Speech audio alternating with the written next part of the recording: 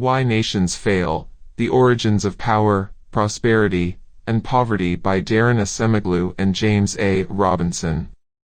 Audiobook presented by the Learner's Library. Contents.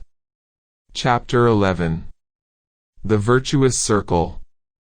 How institutions that encourage prosperity create positive feedback loops that prevent the efforts by elites to undermine them. Chapter 12. The Vicious Circle. How institutions that create poverty generate negative feedback loops and endure. Chapter 13. Why Nations Fail Today. Institutions, institutions, institutions. Chapter 14. Breaking the Mold.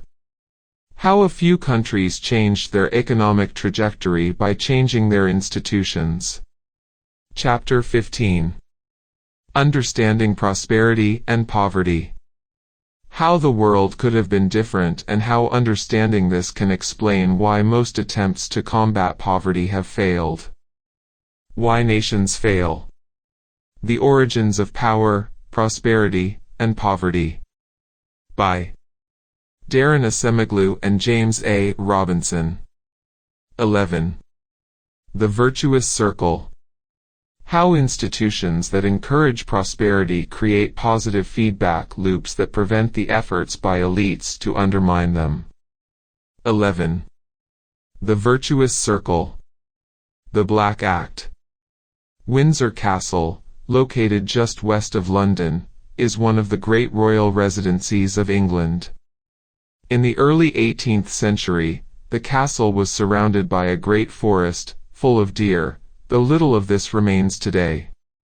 One of the keepers of the forest in 1722, Baptist Nunn, was locked into a violent conflict. On June 27 he recorded, "Blacks came in the night, shot at me 3 times, 2 bullets into my chamber window, and I agreed to pay them 5 guineas at Crowthorne on the 30th.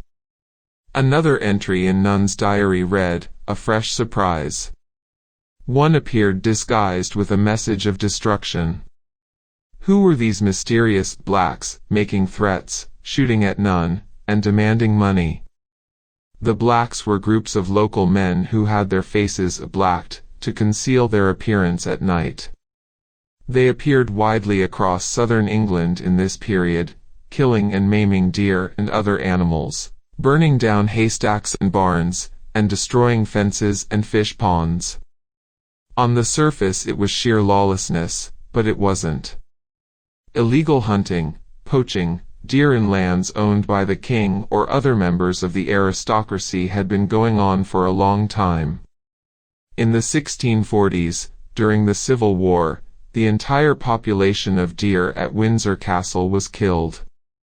After the Restoration in 1660, when Charles II came to the throne, the deer park was restocked. But the blacks were not just poaching deer to eat, they also engaged in wanton destruction. To what end? A crucial building block of the Glorious Revolution of 1688 was the pluralistic nature of interests represented in Parliament. None of the merchants, industrialists, gentry, or aristocracy allied with William of Orange and then with the Hanoverian monarchs, who succeeded Queen Anne in 1714, were strong enough to impose their will unilaterally. Attempts at restoring the Stuart monarchy continued throughout much of the 18th century. After James II's death in 1701, his son, James Francis Edward Stuart, the Old Pretender, was recognized as the lawful heir to the English crown by France, Spain, the Pope, and supporters of the Stuart monarchy in England and Scotland, the so-called Jacobites. In 1708 the Old Pretender attempted to take back the throne with support of French troops, but was unsuccessful. In the ensuing decades there would be several Jacobite revolts, including major ones in 1715 and 1719. In 1745–46, the Old Pretender's son, Charles Edward Stuart, the Young Pretender, made an attempt to take back the throne, but his forces were defeated by the British Army. The Whig political party, which as we saw, pages 210 to 211, was founded in the 1670s to represent the new mercantile and economic interests, was the main organization behind the Glorious Revolution, and the Whigs dominated Parliament from 1714 to 1760. Once in power, they were tempted to use their newly found position to prey on the rights of others, to have their cake and eat it, too. They were no different from the Stuart kings, but their power was far from absolute. It was constrained both by competing groups in Parliament, particularly the Tory party which had formed to oppose the Whigs, and by the very institutions that they had fought to introduce to strengthen Parliament and to prevent the emergence of a new absolutism, and the return of the Stuarts. The pluralistic nature of society that emerged from the Glorious Revolution also meant that the population at large, even those without formal representation in Parliament, had been empowered, and blacking was precisely a response by the common people to perceptions that the Whigs were exploiting their position. The case of William Cadogan, a successful general in the War of the Spanish Succession between 1701 and 1714, and in the suppression of the Jacobite revolts, illustrates the sort of encroachment of common people's rights by the Whigs that led to blacking. George I made Cadogan a baron in 1716 and then an earl in 1718. He was also an influential member of the Regency Council of Lords Justices, which presided over major affairs of state, and he served as the acting commander-in-chief. He bought a large property of about 1,000 acres at Caversham, about 20 miles west of Windsor. There he built a grand house and ornate gardens and laid out a 240-acre deer park. Yet this property was consolidated by encroaching on the rights of those around the estate. People were evicted, and their traditional rights to graze animals and collect peat and firewood were abrogated. Cadogan faced the wrath of the blacks. On January 1, 1722, and again in July, the park was raided by mounted and armed blacks. The first attack killed 16 deer. Earl Cadogan was not alone. The estates of many notable landowners and politicians were also raided by the blacks. The Whig government was not going to take this lying down. In May 1723, Parliament passed the Black Act, which created an extraordinary 50 new offences that were punishable by hanging. The Black Act made it a crime not only to carry weapons but to have a blackened face. The law in fact was soon amended to make blacking punishable by hanging. The Whig elites went about implementing the law with gusto. Baptist nuns set up a network of informers in Windsor Forest to discover the identity of the blacks. Soon several were arrested. The transition from arrest to hanging ought to have been a straightforward affair. After all, the Black Act had already been enacted, the Whigs were in charge of Parliament, Parliament was in charge of the country, and the blacks were acting directly contrary to the interests of some powerful Whigs. Even Sir Robert Walpole, Secretary of State, then Prime Minister, and like Cadogan, another influential member of the Regency Council of the Lords Justices, was involved. He had a vested interest in Richmond Park in southwest London, which had been created out of common land by Charles I. This park also encroached upon the traditional rights of local residents to graze their animals, hunt hares and rabbits, and collect firewood. But the ending of these rights appears to have been rather laxly enforced, and grazing and hunting continued, until Walpole arranged for his son to become the park ranger. At this time, the park was closed off, a new wall was constructed, and man-traps were installed. Walpole liked hunting deer, and he had a lodge built for himself at Houghton, within the park. The animosity of local blacks was soon ignited. On November 10, 1724, a local resident outside the park, John Huntridge, was accused of aiding deer stealers and abetting known blacks, both crimes punishable by hanging. The prosecution of Huntridge came right from the top, initiated by the Regency Council of Lords Justices, which Walpole and Cadogan dominated. Walpole went so far as to extract evidence himself as to Huntridge's guilt from an informant, Richard Blackburn. Conviction ought to have been a foregone conclusion, but it wasn't. After a trial of 8 or 9 hours, the jury found Huntridge innocent, partly on procedural grounds, since there were irregularities with the way the evidence had been collected. Not all blacks or those who sympathized with them were as lucky as Huntridge, though some others were also acquitted or had their convictions commuted. Many were hanged or transported to the penal colony of choice at the time, North America. The law in fact stayed on the statute books until it was repealed in 1824. Yet Huntridge's victory is remarkable. The jury was made up not of Huntridge's peers, but of major landowners and gentry, who ought to have sympathized with Walpole. But this was no longer the 17th century, where the Court of Star Chamber would simply follow the wishes of Stuart monarchs and act as an open tool of repression against their opponents, and where kings could remove judges whose decisions they did not like. Now the Whigs also had to abide by the rule of law, the principle that laws should not be applied selectively or arbitrarily, and that nobody is above the law. The events surrounding the Black Act would show that the Glorious Revolution had created the rule of law, and that this notion was stronger in England and Britain, and the elites were far more constrained by it than they themselves imagined. Notably, the rule of law is not the same as rule by law.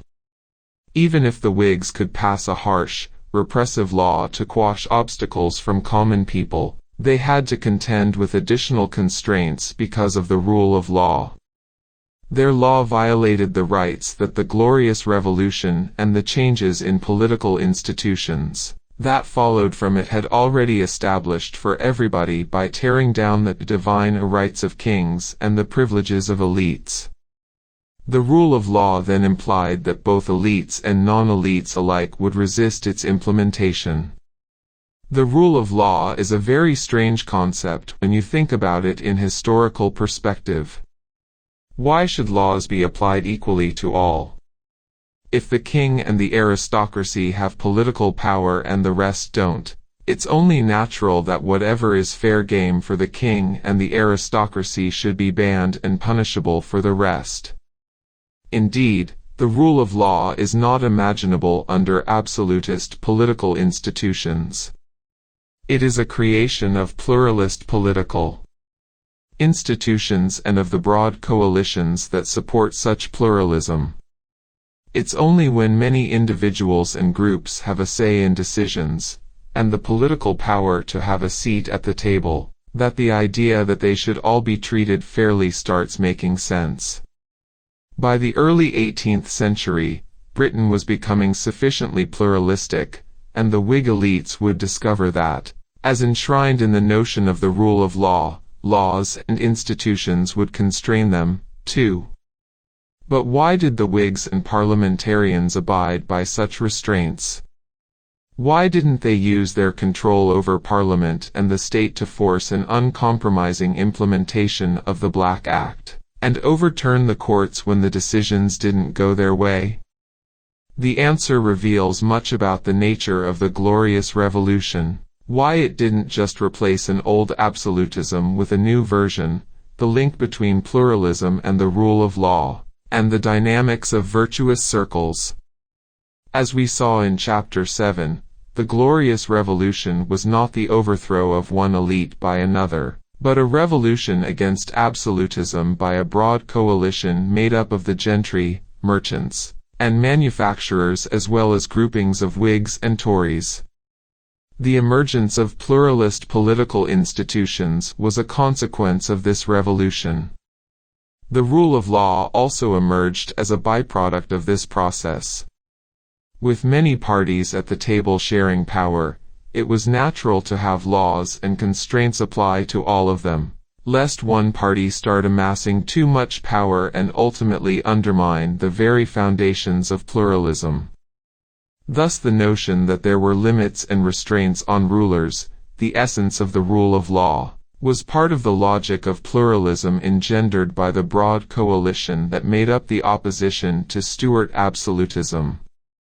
In this light, it should be no surprise that the principle of the rule of law, coupled with the notion that monarchs did not have divine rights, was in fact a key argument against Stuart absolutism.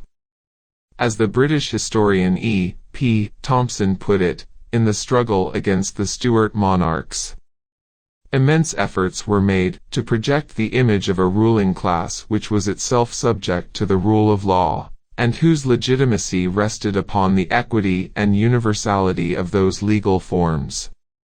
And the rulers were, in serious senses, whether willingly or unwillingly, the prisoners of their own rhetoric. They played games of power according to rules which suited them, but they could not break those rules or the whole game would be thrown away.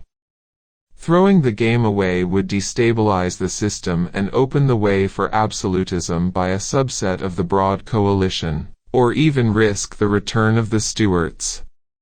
In Thompson's words, what inhibited Parliament from creating a new absolutism was that take away law, and the royal prerogative might flood back upon their properties and lives. Moreover, it was inherent in the very nature of the medium which they, those aristocrats, merchants etc. fighting the crown, had selected for their own self-defense that it could not be reserved for the exclusive use only of their own class. The law, in its forms and traditions, entailed principles of equity and universality which had to be extended to all sorts and degrees of men. Once in place, the notion of the rule of law not only kept absolutism at bay but also created a type of virtuous circle. If the laws applied equally to everybody, then no individual or group, not even Cadogan or Walpole, could rise above the law, and common people accused of encroaching on private property still had the right to a fair trial. We saw how inclusive economic and political institutions emerge. But why do they persist over time? The history of the Black Act and the limits to its implementation illustrate the virtuous circle, a powerful process of positive feedback that preserves these institutions in the face of attempts at undermining them and, in fact, sets in motion forces that lead to greater inclusiveness. The logic of virtuous circles stems partly from the fact that inclusive institutions are based on constraints, on the exercise of power and on a pluralistic distribution of political power in society, enshrined in the rule of law.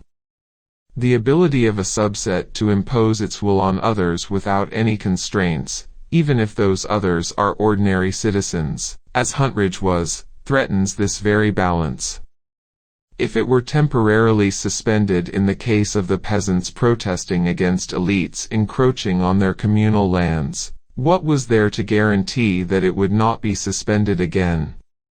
And the next time it was suspended, what would prevent the crown and aristocracy from taking back what the merchants, businessmen, and the gentry had gained in the intervening half-century? In fact, the next time it was suspended, perhaps the entire project of pluralism would come crumbling down, because a narrow set of interests would take control at the expense of the broad coalition. The political system would not risk this. But this made pluralism, and the rule of law that it implied, persistent features of British political institutions.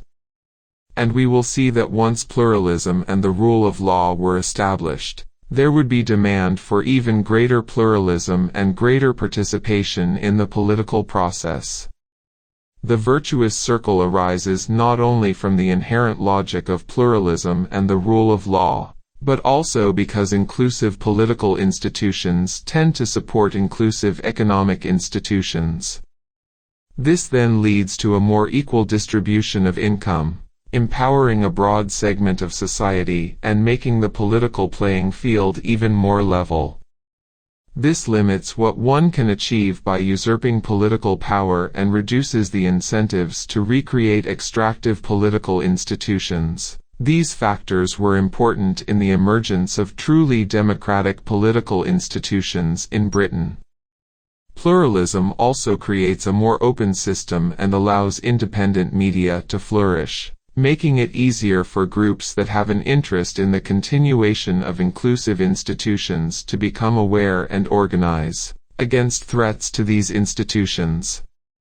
It is highly significant that the English state stopped censoring the media after 1688. The media played a similarly important role in empowering the population at large, and in the continuation of the virtuous circle of institutional development in the United States, as we will see in this chapter. While the virtuous circle creates a tendency for inclusive institutions to persist, it is neither inevitable nor irreversible. Both in Britain and the United States, inclusive economic and political institutions were subject to many challenges. In 1745 the Young Pretender got all the way to Derby, a mere 100 miles from London, with an army to unseat the political institutions forged during the Glorious Revolution. But he was defeated. More important than the challenges from without were potential challenges from within that might also have led to the unraveling of inclusive institutions. As we saw in the context of the Peterloo Massacre in Manchester in 1819, page 207, and as we will see in more detail next, British political elites thought of using repression to avoid having to further open the political system, but they pulled back from the brink. Similarly, inclusive economic and political institutions in the United States faced serious challenges, which could have conceivably succeeded, but didn't. And of course it was not preordained that these challenges should be defeated. It is due to not only the virtuous circle but also to the realization of the contingent path of history that British and U.S. inclusive institutions survived and became substantially stronger over time. The slow march of democracy. The response to the Black Act showed ordinary British people that they had more rights than they previously realized. They could defend their traditional rights and economic interests in the courts and in Parliament through the use of petitions and lobbying. But this pluralism had not yet delivered effective democracy. Most adult men could not vote, neither could women, and there were many inequities in the existing democratic structures. All this was to change. The virtuous circle of inclusive institutions not only preserves what has already been achieved but also opens the door to greater inclusiveness. The odds were against the British elite of the 18th century maintaining their grip on political power without serious challenges. This elite had come to power by challenging the divine right of kings and opening the door to participation by the people in politics. But then they gave this right only to a small minority. It was only a matter of time until more and more of the population demanded the right to participate in the political process. And in the years leading up to 1831, they did. The first 3 decades of the 19th century witnessed increasing social unrest in Britain, mostly in response to increasing economic inequities and demands from the disenfranchised masses for greater political representation. The Luddite riots of 1811 to 1816, where workers fought against the introduction of new technologies they believed would reduce their wages, were followed by riots explicitly demanding political rights. The Spa Fields riots of 1816 in London and the Peterloo Massacre of 1819 in Manchester. In the Swing riots of 1830, Agricultural workers protested against falling living standards as well as the introduction of new technology. Meanwhile, in Paris, the July Revolution of 1830 exploded. A consensus among elites was starting to form that the discontent was reaching the boiling point, and the only way to defuse social unrest, and turn back a revolution, was by meeting the demands of the masses and undertaking parliamentary reform. It was no surprise then that the 1831 election was mostly about a single issue: political reform. The Whigs, almost 100 years after Sir Robert Walpole, were much more responsive to the wishes of the common man and campaigned to extend voting rights. But this meant only a small increase in the electorate. Universal suffrage, even only for men, was not on the table. The Whigs won the election, and their leader, Earl Grey, became the Prime Minister. Earl Grey was no radical, far from it. He and the Whigs pushed for reform not because they thought a broader voting franchise was more just or because they wanted to share power. British democracy was not given by the elite. It was largely taken by the masses, who were empowered by the political processes that had been ongoing in England and the rest of Britain for the last several centuries. They had become emboldened by the changes in the nature of political institutions unleashed by the Glorious Revolution. Reforms were granted because the elite thought that reform was the only way to secure the continuation of their rule, albeit in a somewhat lessened form. Earl Grey, in his famous speech to Parliament in favor of political reform, said this very clearly. There is no one more decided against annual parliaments, universal suffrage and the ballot, than I am. My object is not to favor, but to put an end to such hopes and projects. The principle of my reform is, to prevent the necessity of revolution, reforming to preserve and not to overthrow. The masses did not just want the vote for its own sake, but to have a seat at the table to be able to defend their interests. This was well understood by the Chartist movement, which led the campaign for universal suffrage after 1838, taking its name from its adoption of the People's Charter, named to evoke a parallel with the Magna Carta. Chartist J.R. Stevens articulated why universal suffrage, and the vote for all citizens, was key for the masses. The question of universal suffrage is a knife and fork question, a bread and cheese question. By universal suffrage I mean to say that every working man in the land has a right to a good coat on his back, a good hat on his head, a good roof for the shelter of his household, a good dinner upon his table. Stevens had well understood that universal suffrage was the most durable way of empowering the British masses further, and guaranteeing a coat, a hat, a roof, and a good dinner for the working man.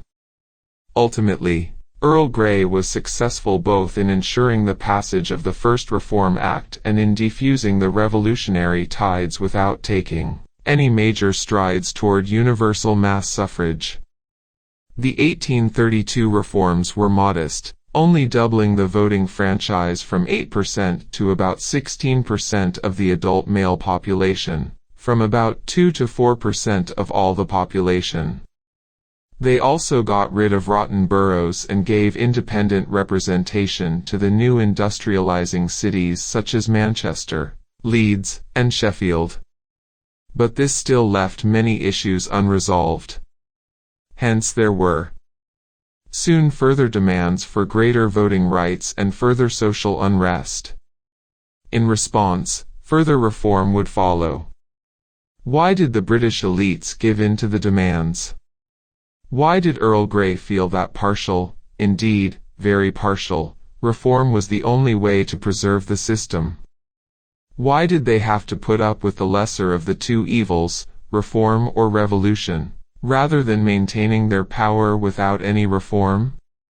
Couldn't they just have done what the Spanish conquistadors did in South America, What Austria-Hungarian and Russian monarchs would do in the next several decades when the demands for reform reached those lands, and what the British themselves did in the Caribbean and in India, use force to put down the demands? The answer to this question comes from the virtuous circle. The economic and political changes that had already taken place in Britain made using force to repress these demands, both unattractive for the elite and increasingly infeasible. As E. P. Thompson wrote, when the struggles of 1790 to 1832 signaled that this equilibrium had changed, the rulers of England were faced with alarming alternatives. They could either dispense with the rule of law, dismantle their elaborate constitutional structures, countermand their own rhetoric and rule by force, or they could submit to their own rules and surrender their hegemony. They took halting steps in the first direction.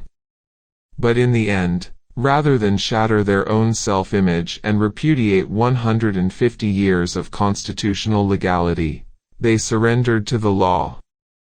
Put differently, the same forces that made the British elite not wish to tear down the edifice of the rule of law during the Black Act also made them shun repression and rule by force, which would again risk the stability of the entire system.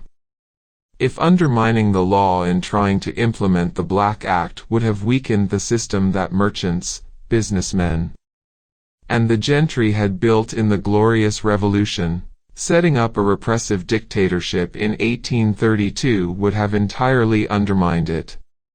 In fact, the organizers of the protests for parliamentary reform were well aware of the importance of the rule of law and its symbolism to the British political institutions during this period. They used its rhetoric to bring home this point. One of the first organizations seeking parliamentary reform was called the Hampden Club, after the Member of Parliament who had first resisted Charles I over the ship money tax, a crucial event leading up to the first major uprising against Stuart absolutism, as we saw in Chapter 7. There was also dynamic positive feedback between inclusive economic and political institutions making such a course of action attractive. Inclusive economic institutions led to the development of inclusive markets, inducing a more efficient allocation of resources, greater encouragement to acquire education and skills, and further innovations in technology. All of these forces were in play in Britain by 1831. Clamping down on popular demands and undertaking a coup against inclusive political institutions would also destroy these gains, and the elites opposing greater democratization and greater inclusiveness might find themselves among those losing their fortunes from this destruction. Another aspect of this positive feedback is that under inclusive economic and political institutions, controlling power became less central. In Austria, Hungary, and in Russia, as we saw in Chapter 8, the monarchs and the aristocracy had much to lose from industrialization and reform. In contrast, in Britain at the beginning of the 19th century, thanks to the development of inclusive economic institutions, there was much less at stake. There were no serfs, relatively little coercion in the labor market, and few monopolies protected by entry barriers. Clinging to power was thus much less valuable for the British elite. The logic of the virtuous circle also meant that such repressive steps would be increasingly infeasible, again because of the positive feedback between inclusive economic and political institutions. Inclusive economic institutions lead to a more equitable distribution of resources than extractive institutions. As such, they empower the citizens at large and thus create a more level playing field, even when it comes to the fight for power. This makes it more difficult for a small elite to crush the masses rather than to give in to their demands, or at least to some of them. The British inclusive institutions had also already unleashed the Industrial Revolution, and Britain was highly urbanized. Using repression against an urban, concentrated, and partially organized and empowered group of people would have been much harder than repressing a peasantry or dependent serfs. The virtuous circle thus brought the first Reform Act to Britain in 1832. But this was just the beginning. There was still a long road to travel toward real democracy, because in 1832 the elite had only offered what they thought they had to and no more. The issue of parliamentary reform was taken up by the Chartist movement, whose People's Charter of 1838 included the clauses: a vote for every man 21 years of age, of sound mind, and not undergoing punishment for crime. The ballot to protect the elector in the exercise of his vote. No property qualification for members of Parliament, thus enabling the constituencies to return the man of their choice, be he rich or poor. Payment of members, thus enabling an honest tradesman, working man, or other person, to serve a constituency, when taken from his business to attend to the interests of the country. Equal constituencies, securing the same amount of representation for the same number of electors, instead of allowing small constituencies to swamp the votes of large ones. Annual parliaments, thus presenting the most effectual check to bribery and intimidation, since though a constituency might be bought once in 7 years, even with the ballot, no purse could buy a constituency, under a system of universal suffrage, in each ensuing 12-month, and since members, when elected for a year only, would not be able to defy and betray their constituents as now. By the ballot, they meant the secret ballot and the end of open voting, which had facilitated the buying of votes and the coercion of voters. The Chartist movement organized a series of mass demonstrations, and throughout this period Parliament continually discussed the potential for further reforms. Though the Chartists disintegrated after 1848, they were followed by the National Reform Union, founded in 1864, and the Reform League, which was founded in 1865. In July 1866, major pro-reform riots in Hyde Park brought reform right to the top of the political agenda once more. This pressure bore dividends in the form of the Second Reform Act of 1867, in which the total electorate was doubled and working-class voters became the majority in all urban constituencies. Shortly afterward the secret ballot was introduced and moves were made to eliminate corrupt electoral practices such as treating, essentially buying votes in exchange for which the voter received a treat, usually money, food, or alcohol. The electorate was doubled again by the Third Reform Act of 1884, when 60% of adult males were enfranchised. Following the First World War, the Representation of the People Act of 1918 gave the vote to all adult males over the age of 21, and to women over the age of 30 who were taxpayers or married to taxpayers. Ultimately, all women also received the vote on the same terms as men in 1928. The measures of 1918 were negotiated during the war and reflected a quid pro quo between the government and the working classes, who were needed to fight and produce munitions. The government may also have taken note of the radicalism of the Russian Revolution. Parallel with the gradual development of more inclusive political institutions was a movement toward even more inclusive economic institutions. One major consequence of the First Reform Act was the repeal of the Corn Laws in 1846. As we saw in Chapter 7, the Corn Laws banned the import of grains and cereals, keeping their prices high and ensuring lucrative profits for large landowners. The new parliamentarians from Manchester and Birmingham wanted cheap corn and low wages. They won, and the landed interests suffered a major defeat.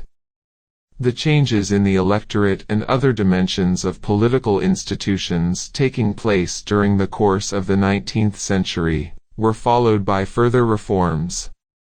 In 1871, the Liberal Prime Minister Gladstone opened up the civil service to public examination, making it meritocratic, and thus continuing the process of political centralization and the building of state institutions that started during the Tudor period.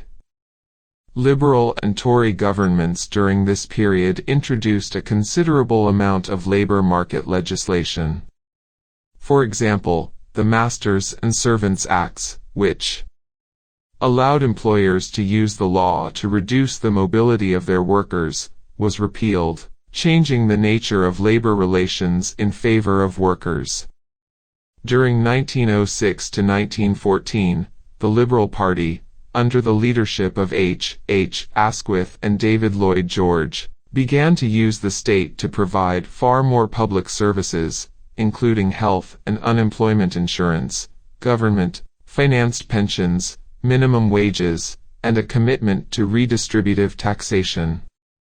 As a result of these fiscal changes, taxes as a proportion of national product more than doubled in the last 3 decades of the 19th century, and then doubled again in the first 3 decades of the 20th.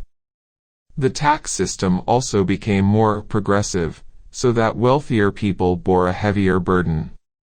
Meanwhile, the education system, which was previously either primarily for the elite, run by religious denominations, or required poor people to pay fees, was made more accessible to the masses.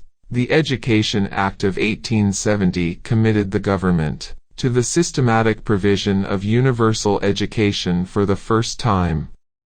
Education became free of charge in 1891. The school leaving age was set at 11 in 1893. In 1899 it was increased to 12, and special provisions for the children of needy families were introduced. As a result of these changes, the proportion of 10-year-olds enrolled in school, which stood at a disappointing 40% in 1870, increased to 100% in 1900. Finally, the Education Act of 1902 led to a large expansion in resources for schools and introduced the grammar schools, which subsequently became the foundation of secondary education in Britain. In fact, the British example, an illustration of the virtuous circle of inclusive institutions, provides an example of a gradual virtuous circle. The political changes were unmistakably toward more inclusive political institutions and were the result of demands from empowered masses. But they were also gradual. Every decade another step, sometimes smaller, sometimes larger, was taken toward democracy. There was conflict over each step, and the outcome of each was contingent. But the virtuous circle created forces that reduced the stakes involved in clinging to power. It also spurred the rule of law, making it harder to use force against those who were demanding what these elites had themselves demanded from Stuart monarchs. It became less likely that this conflict would turn into an all-out revolution and more likely that it would be resolved in favor of greater inclusiveness. There is great virtue in this sort of gradual change. It is less threatening to the elite than the wholesale overthrow of the system. Each step is small, and it makes sense to give in to a small demand rather than create a major showdown. This partly explains how the Corn Law was repealed without more serious conflict. By 1846 landowners could no longer control legislation in Parliament. This was an outcome of the First Reform Act. However, if in 1832 the expansion of the electorate, the reform of the rotten boroughs, and the repeal of the Corn Laws had all been on the table, landowners would have put up much more resistance. The fact that there were first limited political reforms and that repeal of the Corn Laws came on the agenda only later diffused conflict. Gradual change also prevented ventures into uncharted territories. A violent overthrow of the system means that something entirely new has to be built in place of what has been removed.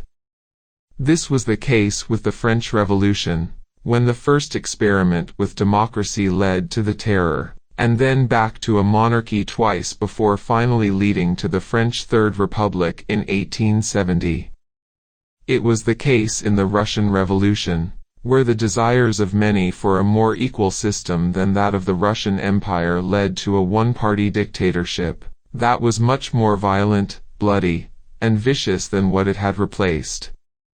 Gradual reform was difficult in these societies precisely because they lacked pluralism and were highly extractive. It was the pluralism emerging from the Glorious Revolution, and the rule of law that it introduced, that made gradual change feasible and desirable in Britain. The conservative English commentator Edmund Burke, who steadfastly opposed the French Revolution, wrote in 1790, "It is with infinite caution that any man should venture upon pulling down an edifice, which has answered in any tolerable degree for ages the common purposes of society, or on building it up again without having models and patterns of approved utility before his eyes."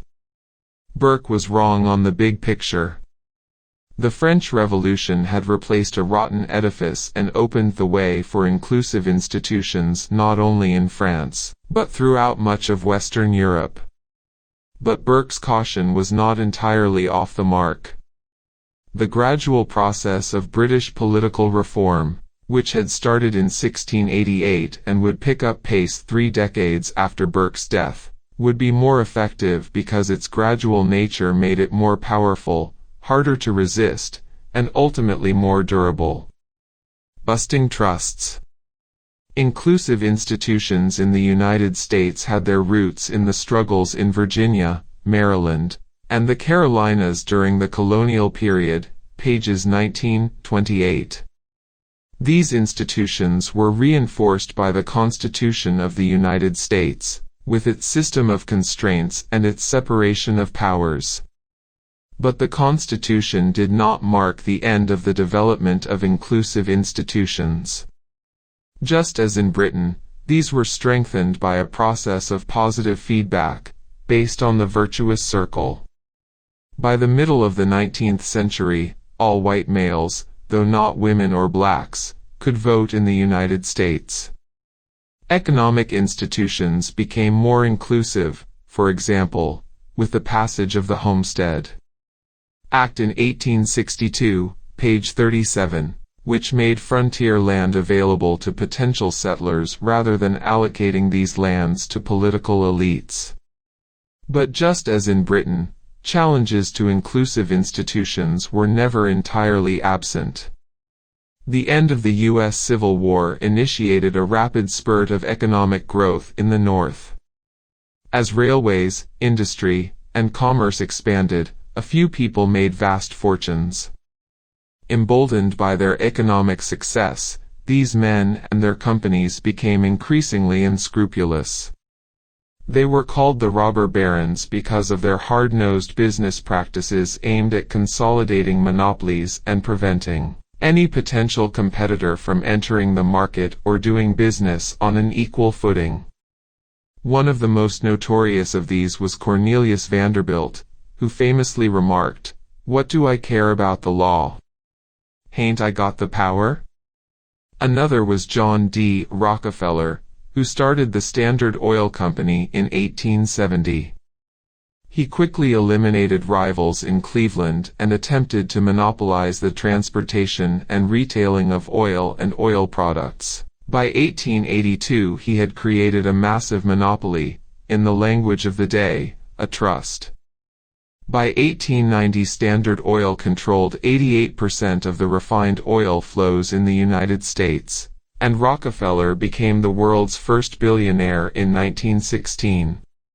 Contemporary cartoons depict Standard Oil as an octopus wrapping itself around not just the oil industry but also Capitol Hill. Almost as infamous was John Pierpont Morgan, the founder of the modern banking conglomerate J.P. Morgan, which later, after many mergers over decades, eventually became J.P. Morgan Chase. Along with Andrew Carnegie, Morgan founded the U.S. Steel Company in 1901, the first corporation with a capitalized value of more than $1 billion, and by far the largest steel corporation in the world.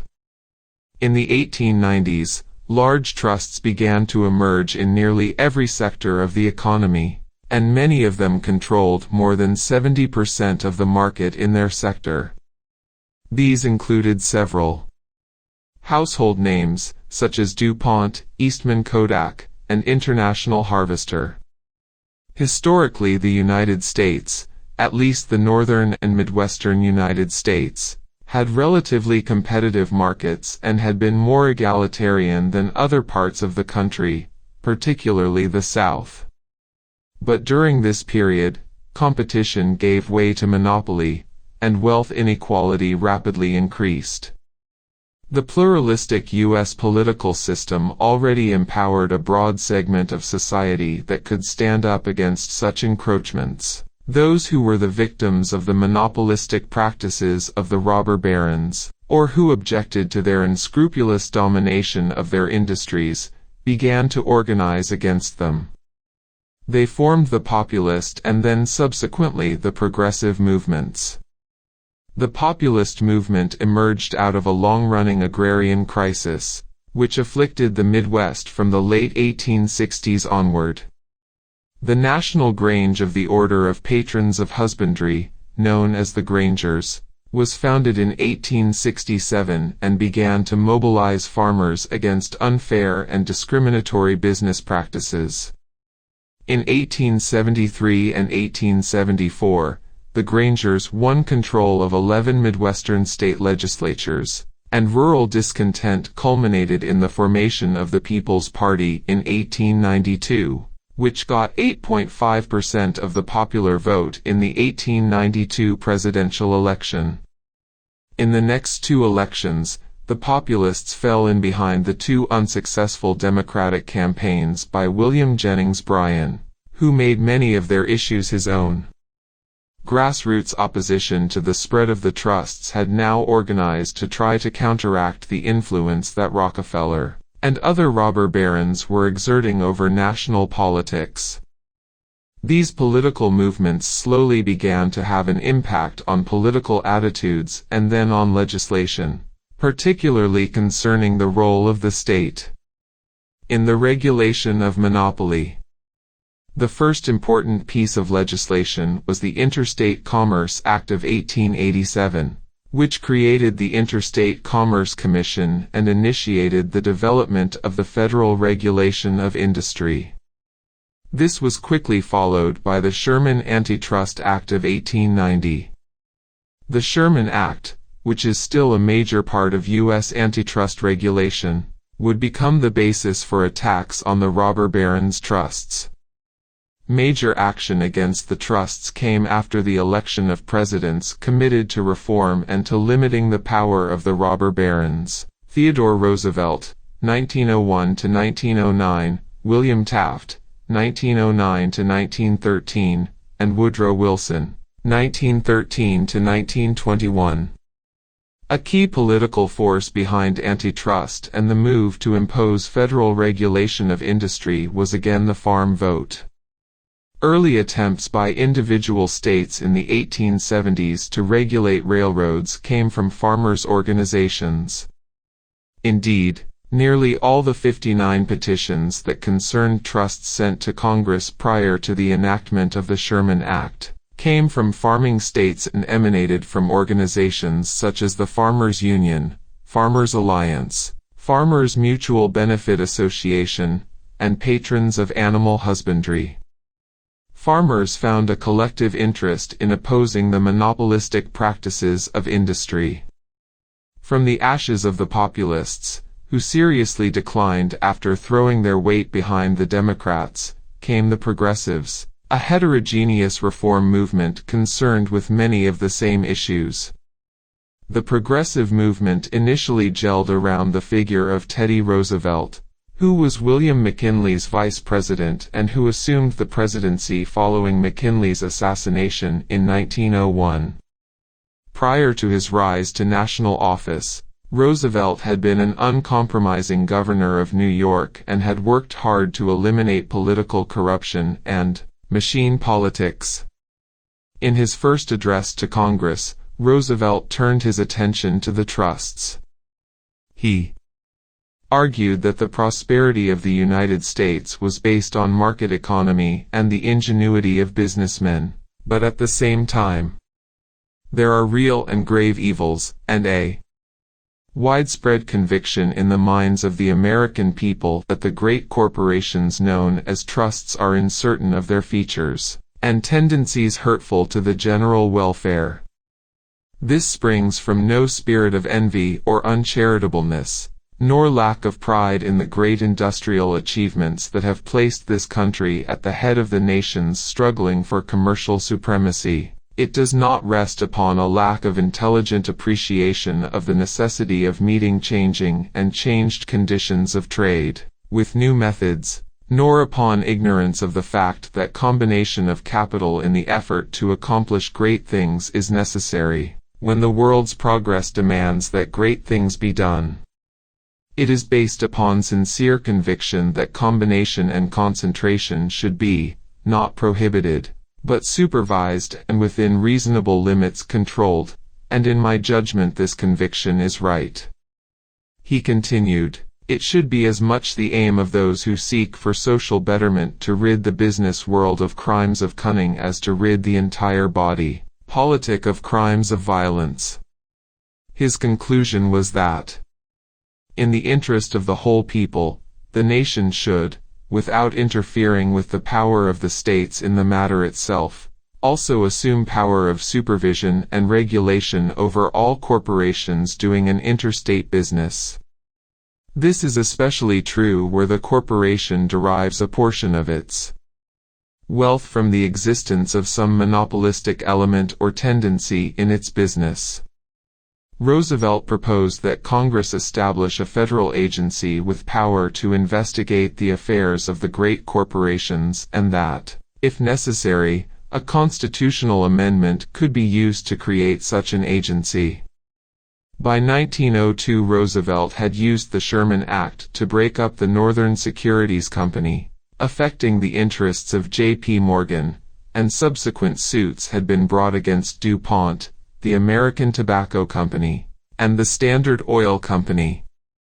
Roosevelt strengthened the Interstate Commerce Act with the Hepburn Act of 1906, which increased the powers of the Interstate Commerce Commission, particularly allowing it to inspect the financial accounts of railways and extending its authority into new spheres. Roosevelt's successor, William Taft, prosecuted trusts even more assiduously, the high point of this being the breakup of the Standard Oil Company in 1911. Taft also promoted other important reforms, such as the introduction of a federal income tax, which came with the ratification of the 16th Amendment in 1913. The apogee of progressive reforms came with the election of Woodrow Wilson in 1912. Wilson noted in his 1913 book, The New Freedom, if monopoly persists, monopoly will always sit at the helm of government. I do not expect to see monopoly restrain itself. If there are men in this country big enough to own the government of the United States, they are going to own it. Wilson worked to pass the Clayton Antitrust Act in 1914, strengthening the Sherman Act, and he created the Federal Trade Commission, which enforced the Clayton Act. In addition, under the impetus of the investigation of the Pujo Committee, led by Louisiana Congressman Arsène Pujo, into the money trust, the spread of monopoly into the financial industry, Wilson moved to increase regulation of the financial sector. In 1913 he created the Federal Reserve Board, which would regulate monopolistic activities in the financial sector. The rise of robber barons and their monopoly trusts in the late 19th and early 20th centuries underscores that, as we already emphasized in Chapter 3, the presence of markets is not by itself a guarantee of inclusive institutions. Markets can be dominated by a few firms, charging exorbitant prices and blocking the entry of more efficient rivals and new technologies. Markets, left to their own devices, can cease to be inclusive, becoming increasingly dominated by the economically and politically powerful. Inclusive economic institutions require not just markets, but inclusive markets that create a level playing field and economic opportunities for the majority of the people. Widespread monopoly, backed by the political power of the elite, contradicts this. But the reaction to the monopoly trusts also illustrates that when political institutions are inclusive, they create a countervailing force against movements away from inclusive markets. This is the virtuous circle in action. Inclusive economic institutions provide foundations upon which inclusive political institutions can flourish, while inclusive political institutions restrict deviations away from inclusive economic institutions. Trust busting in the United States, in contrast to what we have seen in Mexico, pages 38 to 40, illustrates this facet of the virtuous circle. While there is no political body in Mexico restricting Carlos Slim's monopoly, the Sherman and Clayton Acts have been used repeatedly in the United States over the past century to restrict trusts, monopolies, and cartels, and to ensure that markets remain inclusive. The U.S. experience in the first half of the 20th century also emphasizes the important role of free media in empowering broad segments of society and thus in the virtuous circle. In 1906, Roosevelt coined the term muckraker, based on a literary character, the man with the muckrake in Bunyan's Pilgrim's Progress, to describe what he regarded as intrusive journalism. The term stuck and came to symbolize journalists who were intrusively, but also effectively, exposing the excesses of robber barons as well as corruption in local and federal politics. Perhaps the most famous muckraker was Ida Tarbell, whose 1904 book, History of the Standard Oil Company, played a key role in moving public opinion against Rockefeller and his business interests, culminating in the breakup of Standard Oil in 1911. Another key muckraker was lawyer and author Louis Brandeis, who would later be named Supreme Court Justice by President Wilson. Brandeis outlined a series of financial scandals in his book Other People's Money and How Bankers Use It, and was highly influential on the Peugeot Committee. The newspaper magnate William Randolph Hearst also played a salient role as muckraker. His serialization in his magazine The Cosmopolitan in 1906 of articles by David Graham Phillips, called The Treason of the Senate, galvanized the campaign to introduce direct elections for the Senate, another key progressive reform that happened with the enactment of the 17th Amendment to the U.S. Constitution in 1913. The muckrakers played a major role in inducing politicians to take action against the trusts. The robber barons hated the muckrakers, but the political institutions of the United States made it impossible for them to stamp out and silence them. Inclusive political institutions allow a free media to flourish, and a free media, in turn, makes it more likely that threats against inclusive economic and political institutions will be widely known and resisted. In contrast, such freedom is impossible under extractive political institutions, under absolutism, or under dictatorships, which helps extractive regimes to prevent serious opposition from forming in the first place. The information that the free media provided was clearly key during the first half of the 20th century in the United States.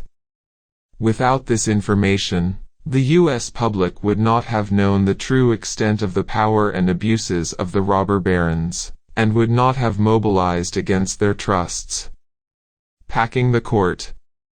Franklin D. Roosevelt, the Democratic Party candidate and cousin of Teddy Roosevelt, was elected president in 1932 in the midst of the Great Depression. He came to power with a popular mandate to implement an ambitious set of policies for combating the Great Depression.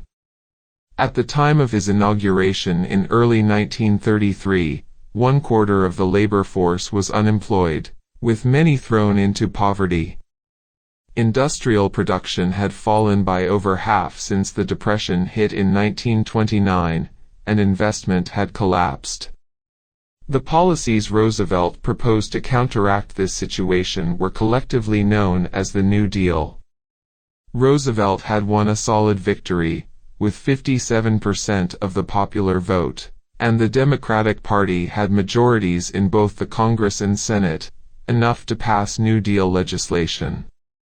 However, some of the legislation raised constitutional issues and ended up in the Supreme Court, where Roosevelt's electoral mandate cut much less ice. One of the key pillars of the New Deal was the National Industrial Recovery Act. Title I focused on industrial recovery. President Roosevelt and his team believed that restraining industrial competition, giving workers greater rights to form trade unions, and regulating working standards were crucial to the recovery effort. Title II established the Public Works Administration, whose infrastructure projects include such landmarks as the 30th Street Railroad Station in Philadelphia, the Triborough Bridge, the Grand Coulee Dam, and the overseas highway connecting Key West, Florida, with the mainland. President Roosevelt signed the bill into law on June 16, 1933, and the National Industrial Recovery Act was put into operation. However, it immediately faced challenges in the courts. On May 27, 1935, the Supreme Court unanimously ruled that Title I of the Act was unconstitutional. Their verdict noted solemnly, "Extraordinary conditions may call for extraordinary remedies. But, extraordinary conditions do not create or enlarge constitutional power." Before the court's ruling came in, Roosevelt had moved to the next step of his agenda and had signed the Social Security Act, which introduced the modern welfare state into the United States, pensions at retirement, unemployment benefits, aid to families with dependent children, and some public health care and disability benefits. He also signed the National Labor Relations Act, which further strengthened the rights of workers to organize unions, engage in collective bargaining, and conduct strikes against their employers. These measures also faced challenges in the Supreme Court. As these were making their way through the judiciary, Roosevelt was re-elected in 1936 with a strong mandate, receiving 61% of the popular vote. With his popularity at record highs, Roosevelt had no intention of letting the Supreme Court derail more of his policy agenda.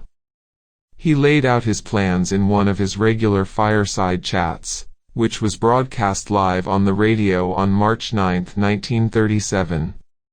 He started by pointing out that in his first term, much-needed policies had only cleared the Supreme Court by a whisker. He went on, "I am reminded of that evening in March, 4 years ago, when I made my first radio report to you. We were then in the midst of the great banking crisis. Soon after, with the authority of the Congress, we asked the nation to turn over all of its privately held gold, dollar for dollar, to the government of the United States. Today's recovery proves how right that policy was. But when, almost 2 years later, it came before the Supreme Court, its constitutionality was upheld only by a 5-4 vote. The change of one vote would have thrown all the affairs of this great nation back into hopeless chaos. In effect, for justices ruled that the right under a private contract to exact a pound of flesh was more sacred than the main objectives of the Constitution, to establish an enduring nation. Obviously, this should not be risked again. Roosevelt continued, Last Thursday I described the American form of government as a three-horse team provided by the Constitution to the American people so that their field might be plowed. The three horses are, of course, the three branches of government: the Congress, the executive, and the courts. Two of the horses, the Congress and the executive, are pulling in unison today, the third is not. Roosevelt then pointed out that the U.S. Constitution had not actually endowed the Supreme Court with the right to challenge the constitutionality of legislation, but that it had assumed this role in 1803. At the time, Justice Bushrod Washington had stipulated that the Supreme Court should presume in favor of a law's validity until its violation of the Constitution is proved beyond all reasonable doubt. Roosevelt then charged, "In the last 4 years the sound rule of giving statutes the benefit of all reasonable doubt has been cast aside. The court has been acting not as a judicial body, but as a policy-making body." Roosevelt claimed that he had an electoral mandate to change this situation and that, after consideration of what reform to propose, the only method which was clearly constitutional was to infuse new blood into all our courts. He also argued that the Supreme Court judges were overworked, and the load was just too much for the older justices, who happened to be the ones striking down his legislation. He then proposed that all judges should face compulsory retirement at the age of 70, and that he should be allowed to appoint up to 6 new justices. This plan, which Roosevelt presented as the Judiciary Reorganization Bill, would have sufficed to remove the justices who had been appointed earlier by more conservative administrations, and who had most strenuously opposed the New Deal. Though Roosevelt skillfully tried to win popular support for the measure, opinion polls suggested that only about 40% of the population was in favor of the plan. Louis Brandeis was now a Supreme Court justice. Though Brandeis sympathized with much of Roosevelt's legislation, he spoke against the president's attempts to erode the power of the Supreme Court and his allegations that the justices were overworked. Roosevelt's Democratic Party had large majorities in both houses of Congress, but the House of Representatives more or less refused to deal with Roosevelt's bill. Roosevelt then tried the Senate. The bill was sent to the Senate Judiciary Committee, which then held highly contentious meetings, soliciting various opinions on the bill. They ultimately sent it back to the Senate floor with a negative report, arguing that the bill was a needless, futile and utterly dangerous abandonment of constitutional principle, without precedent or justification. The Senate voted 70-20 to send it back to committee to be rewritten.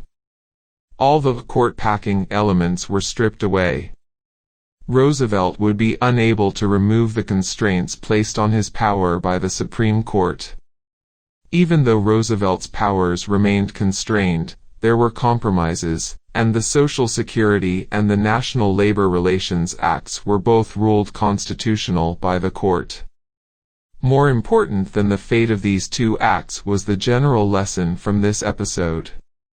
Inclusive political institutions not only check major deviations from inclusive economic institutions, but they also resist attempts to undermine their own continuation. It was in the immediate interests of the Democratic Congress and Senate to pack the court, and ensure that all New Deal legislation survived.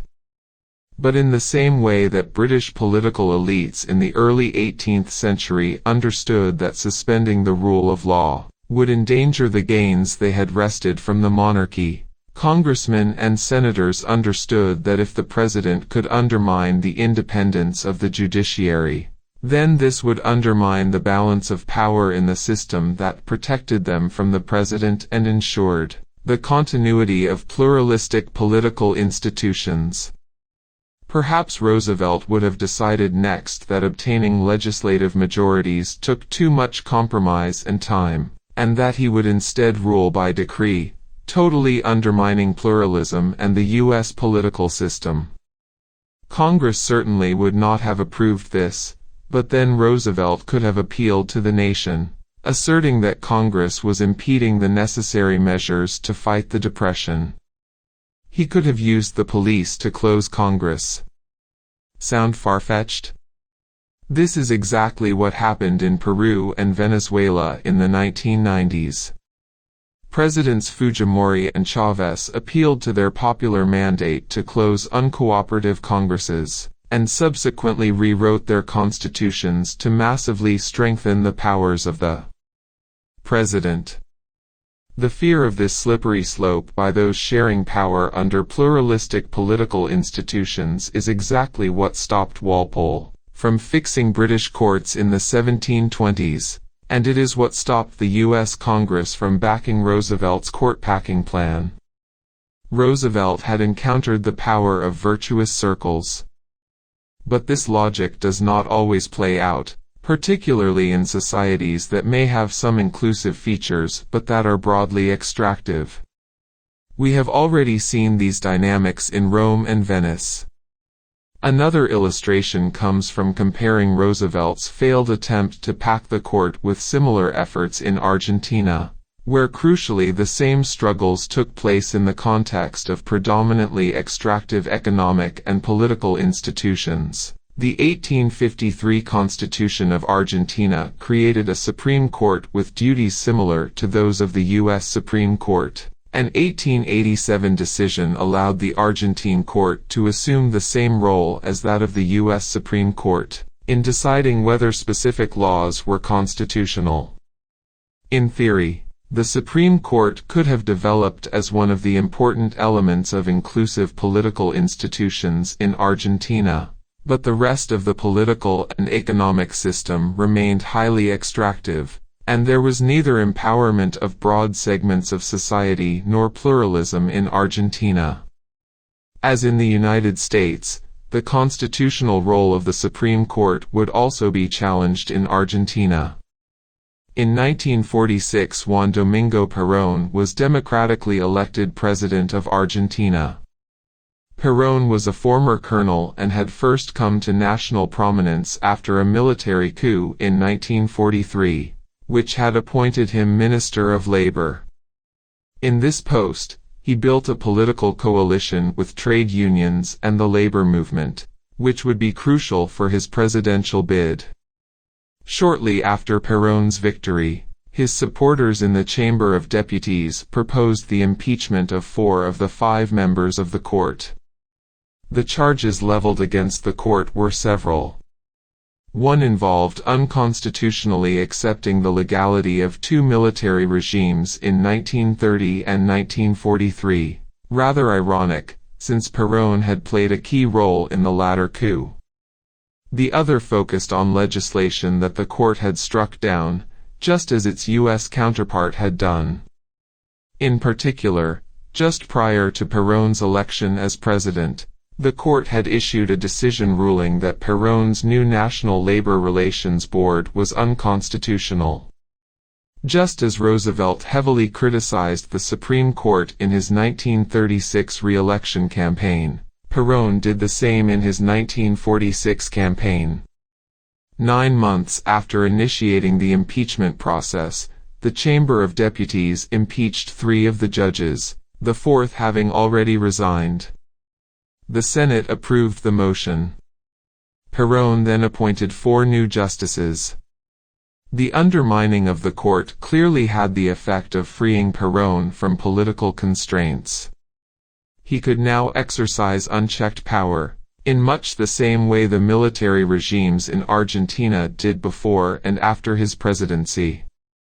His newly appointed judges, for example, ruled as constitutional the conviction of Ricardo Balbín, the leader of the main opposition party to Perón, the Radical Party, for disrespecting Perón. Perón could effectively rule as a dictator. Since Perón successfully packed the court, it has become the norm in Argentina for any new president to handpick his own Supreme Court justices. So a political institution that might have exercised some constraints on the power of the executive is gone. Péron's regime was removed from power by another coup in 1955, and was followed by a long sequence of transitions between military and civilian rule. Both new military and civilian regimes picked their own justices. But picking Supreme Court justices in Argentina was not an activity confined to transitions between military and civilian rule. In 1990, Argentina finally experienced a transition between democratically elected governments, one democratic government followed by another. Yet, by this time democratic governments did not behave much differently from military ones when it came to the Supreme Court. The incoming president was Carlos Saúl Menem of the Peronist Party. The sitting Supreme Court had been appointed after the transition to democracy in 1983, by the Radical Party President Raúl Alfonsín. Since this was a democratic transition, there should have been no reason for Menem to appoint his own court. But in the run-up to the election, Menem had already shown his colors.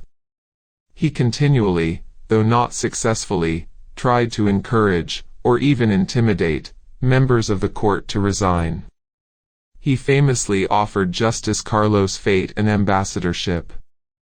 But he was rebuked, and Fate responded by sending him a copy of his book Law and Ethics, with the note, "Beware I wrote this," inscribed. Undeterred, within 3 months of taking office, Menem sent a law to the Chamber of Deputies proposing to expand the court from 5 to 9 members. One argument was the same Roosevelt used in 1937, the court was overworked. The law quickly passed the Senate and Chamber, and this allowed Menem to name 4 new judges. He had his majority. Menem's victory against the Supreme Court set in motion the type of slippery slope dynamics we mentioned earlier. His next step was to rewrite the Constitution to remove the term limit so he could run for president again. After being re-elected, Menem moved to rewrite the Constitution again, but was stopped not by Argentina political institutions but by factions within his own Peronist party, who fought back against his personal domination. Since independence, Argentina has suffered from most of the institutional problems that have plagued Latin America. It has been trapped in a vicious, not a virtuous, circle. As a consequence, positive developments, such as first steps toward the creation of an independent Supreme Court, never gained a foothold. With pluralism, no group wants or dares to overthrow the power of another, for fear that its own power will be subsequently challenged. At the same time, the broad distribution of power makes such an overthrow difficult. A Supreme Court can have power if it receives significant support from broad segments of society willing to push back attempts to vitiate the court's independence. That has been the case in the United States, but not Argentina. Legislators there were happy to undermine the court even if they anticipated that this could jeopardize their own position. One reason is that with extractive institutions there is much to gain from overthrowing the Supreme Court, and the potential benefits are worth the risks. Positive feedback and virtuous circles. Inclusive economic and political institutions do not emerge by themselves. They are often the outcome of significant conflict between elites resisting economic growth and political change, and those wishing to limit the economic and political power of existing elites.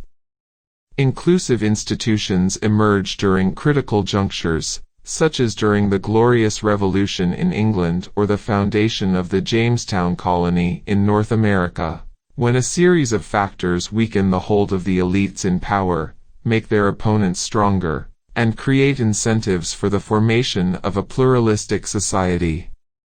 The outcome of political conflict is never certain, and even if in hindsight we see many historical events as inevitable, the path of history is contingent. Nevertheless, once in place, inclusive economic and political institutions tend to create a virtuous circle, a process of positive feedback, making it more likely that these institutions will persist and even expand. The virtuous circle works through several mechanisms. First, the logic of pluralistic political institutions makes usurpation of power by a dictator, a faction within the government, or even a well-meaning president much more difficult, as Franklin Roosevelt discovered when he tried to remove the checks on his power imposed by the Supreme Court, and as Sir Robert Walpole discovered when he attempted to summarily implement the Black Act. In both cases, concentrating power further in the hands of an individual or a narrow group would have started undermining the foundations of pluralistic political institutions, and the true measure of pluralism is precisely its ability to resist such attempts. Pluralism also enshrines the notion of the rule of law, the principle that laws should be applied equally to everybody, something that is naturally impossible under an absolutist monarchy. But the rule of law, in turn, implies that laws cannot simply be used by one group to encroach upon the rights of another. What's more, the principle of the rule of law opens the door for greater participation in the political process and greater inclusivity, as it powerfully introduces the idea that people should be equal not only before the law but also in the political system. This was one of the principles that made it difficult for the British political system to resist the forceful calls for greater democracy throughout the 19th century, opening the way to the gradual extension of the franchise to all adults. Second, as we have seen several times before, inclusive political institutions support and are supported by inclusive economic institutions. This creates another mechanism of the virtuous circle. Inclusive economic institutions remove the most egregious extractive economic relations, such as slavery and serfdom, reduce the importance of monopolies, and create a dynamic economy, all of which reduces the economic benefits that one can secure, at least in the short run, by usurping political power. Because economic institutions had already become sufficiently inclusive in Britain. By the 18th century, the elite had less to gain by clinging to power and, in fact, much to lose by using widespread repression against those demanding greater democracy. This facet of the virtuous circle made the gradual march of democracy in 19th century Britain both less threatening to the elite, and more likely to succeed. This contrasts with the situation in absolutist regimes such as the Austro-Hungarian or Russian empires, where economic institutions were still highly extractive and, in consequence, where calls for greater political inclusion later in the 19th century would be met by repression, because the elite had too much to lose from sharing power.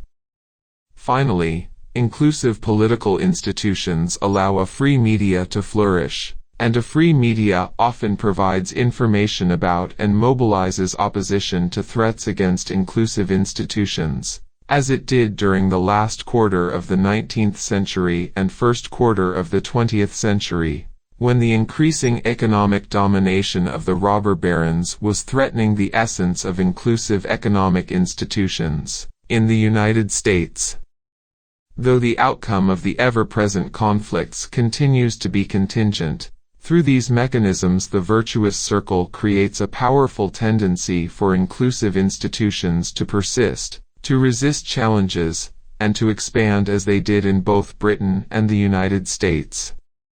Unfortunately, as we will see in the next chapter, extractive institutions create equally strong forces toward their persistence, the process of the vicious circle. Why nations fail. The origins of power, prosperity, and poverty. By Darren Acemoglu and James A. Robinson. 12. The vicious circle. How institutions that create poverty generate negative feedback loops and endure. 12. The vicious circle. You can't take the train to Bo anymore. All of the West African nation of Sierra Leone became a British colony in 1896. The capital city, Freetown, had originally been founded in the late 18th century as a home for repatriated and freed slaves.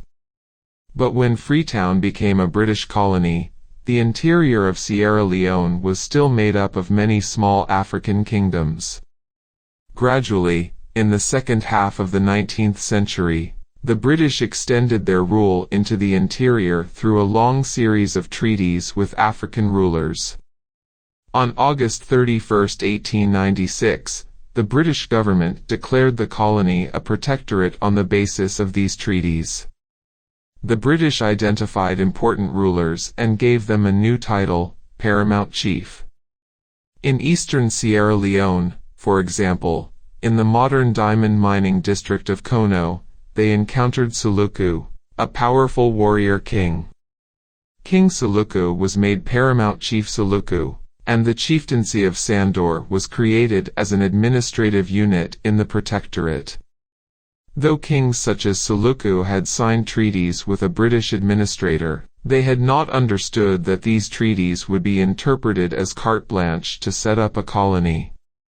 When the British tried to levy a hut tax, a tax of 5 shillings to be raised from every house, in January 1898, the chiefs rose up in a civil war that became known as the Hut Tax Rebellion. It started in the north, but was strongest and lasted longer in the south, particularly in Mendalan, dominated by the Mende ethnic group. The Hut Tax Rebellion was soon defeated, but it warned the British about the challenges of controlling the Sierra Leonean hinterland. The British had already started to build a railway from Freetown into the interior. Work began in March 1896, and the line reached Songotown in December 1898, in the midst of the Hut Tax Rebellion. British parliamentary papers from 1904 recorded that, in the case of the Sierra Leone Railways, the native insurrection that broke out in February 1898 had the effect of completely stopping the works and disorganizing the staff for some time. The rebels descended upon the railway, with the result that the entire staff had to be withdrawn to Freetown. Rotafunk, now situated upon the railways at 55 miles from Freetown, was at that time completely in the hands of the rebels.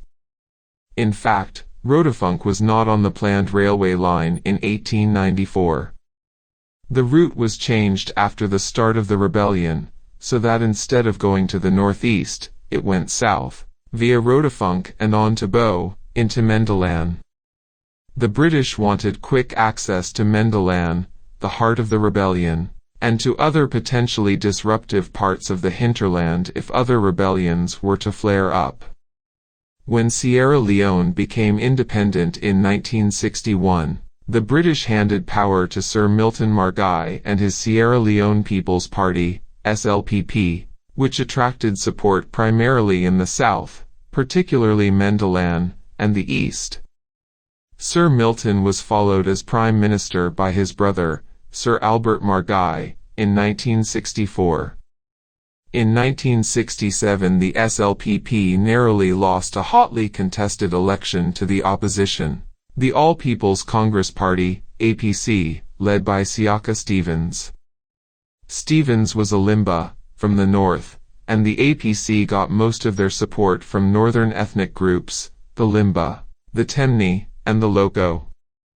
Though the railway to the south was initially designed by the British to rule Sierra Leone, by 1967 its role was economic, transporting most of the country's exports, coffee, cocoa, and diamonds.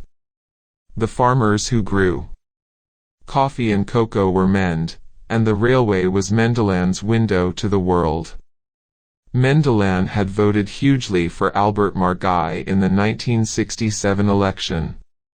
Stevens was much more interested in holding on to power than promoting Mendalan's exports. His reasoning was simple: Whatever was good for the Mend was good for the SLPP, and bad for Stevens. So he pulled up the railway line to Mendelan. He then went ahead and sold off the track and rolling stock to make the change as irreversible as possible. Now, as you drive out of Freetown to the east, you pass the dilapidated railway stations of Hastings and Waterloo. There are no more trains to Bow. Of course, Stevens's drastic action fatally damaged some of the most vibrant sectors of Sierra Leone's economy. But like many of Africa's post-independence leaders, when the choice was between consolidating power and encouraging economic growth, Stevens chose consolidating his power, and he never looked back. Today you can't take the train to Bow anymore, because like Tsar Nicholas I, who feared that the railways would bring revolution to Russia, Stevens believed the railways would strengthen his opponents. Like so many other rulers in control of extractive institutions, he was afraid of challenges to his political power and was willing to sacrifice economic growth to thwart those challenges. Stevens's strategy at first glance contrasts with that of the British. But in fact, there was a significant amount of continuity between British rule and Stevens's regime that illustrates the logic of vicious circles. Stevens ruled Sierra Leone by extracting resources from its people using similar methods. He was still in power in 1985 not because he had been popularly re-elected, but because after 1967 he set up a violent dictatorship, killing and harassing his political opponents, particularly the members of the SLPP. He made himself president in 1971, and after 1978, Sierra Leone had only one political party, Stevens's APC. Stevens thus successfully consolidated his power, even if the cost was impoverishing much of the hinterland. During the colonial period, the British used a system of indirect rule to govern Sierra Leone, as they did with most of their African colonies. At the base of this system were the paramount chiefs, who collected taxes, distributed justice, and kept order. The British dealt with the cocoa and coffee farmers not by isolating them, but by forcing them to sell all their produce to a marketing board developed by the Colonial Office purportedly to help the farmers. Prices for agricultural commodities fluctuated wildly over time. Cocoa prices might be high one year but low the next. The incomes of farmers fluctuated in tandem. The justification for marketing boards was that they, not the farmers, would absorb the price fluctuations. When world prices were high, the board would pay the farmers in Sierra Leone less than the world price, but when world prices were low, they would do the opposite. It seemed a good idea in principle. The reality was very different, however. The Sierra Leone Produce Marketing Board was set up in 1949. Of course the board needed a source of revenues to function. The natural way to attain these was by paying farmers just a little less than they should have received either in good or bad years. These funds could then be used for overhead expenditures and administration. Soon the little less became a lot less. The colonial state was using the marketing board as a way of heavily taxing farmers. Many expected the worst practices of colonial rule in sub-Saharan Africa to stop after independence, and the use of marketing boards to excessively tax farmers to come to an end. But neither happened. In fact, the extraction of farmers using marketing boards got much worse. By the mid-1960s, the farmers of palm kernels were getting 56% of the world price from the marketing board, cocoa farmers, 48%, and coffee farmers, 49%. By the time Stevens left office in 1985, resigning to allow his hand-picked successor, Joseph Momo, to become president, these numbers were 37, 19, and 27%, respectively. As pitiful as this might sound, it was better than what the farmers were getting during Stevens's reign, which had often been as low as 10%, that is, 90% of the income of the farmers was extracted by Stevens's government, and not to provide public services, such as roads or education, but to enrich himself and his cronies and to buy political support. As part of their indirect rule, the British had also stipulated that the office of the paramount chief would be held for life. To be eligible to be a chief, one had to be a member of a recognized ruling house. The identity of the ruling houses in a chieftaincy developed over time, but it was essentially based on the lineage of the kings in a particular area and of the elite families who signed treaties with the British in the late 19th century. Chiefs were elected, but not democratically. A body called the Tribal Authority, whose members were lesser village chiefs or were appointed by paramount chiefs, village chiefs, or the British authorities, decided who would become the paramount chief. One might have imagined that this colonial institution would also have been abolished or at least reformed after independence. But just like the marketing board, it was not, and continued unchanged. Today paramount chiefs are still in charge of collecting taxes. It is no longer a hut tax, but its close descendant, a poll tax. In 2005 the tribal authority in Sandor elected a new paramount chief. Only candidates from the Fasaluku ruling house, which is the only ruling house, could stand. The victor was Sheku Fasaluku, King Saluku's great-great-grandson. The behavior of the marketing boards and the traditional systems of land ownership go a long way to explain why agricultural productivity is so low in Sierra Leone and much of sub-Saharan Africa. The political scientist Robert Bates set out in the 1980s to understand why agriculture was so unproductive in Africa, even though according to textbook economics this ought to have been the most dynamic economic sector. He realized that this had nothing to do with geography or the sorts of factors discussed in Chapter 2 that have been claimed to make agricultural productivity intrinsically low. Rather, it was simply because the pricing policies of the marketing boards removed any incentives for the farmers to invest, use fertilizers, or preserve the soil. The reason that the policies of the marketing boards were so unfavorable to rural interests was that these interests had no political power. These pricing policies interacted with other fundamental factors making tenure insecure, further undermining investment incentives. In Sierra Leone, paramount chiefs not only provide law and order and judicial services, and raise taxes, but they are also the custodians of the land. Though families, clans, and dynasties have user rights and traditional rights to land, at the end of the day chiefs have the last say on who farms where.